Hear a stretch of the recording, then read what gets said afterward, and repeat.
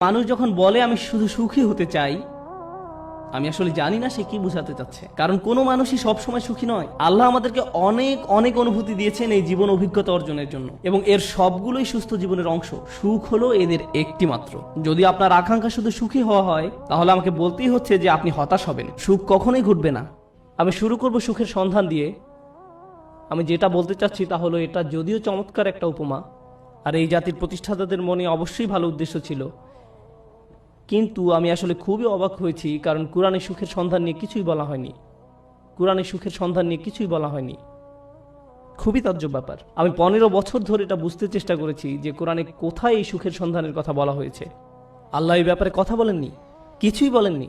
আর এটা আমাকে ভাবায় যে আধুনিক সভ্যতার জন্য এত গুরুত্বপূর্ণ একটা ব্যাপার, মানুষ সুখী হতে চায়, কিন্তু আল্লাহ এই ব্যাপারে কিছুই বলেননি। কোরআনে এটা বলা নেই কিভাবে সুখের সন্ধান পেতে হবে। আর এটা খুব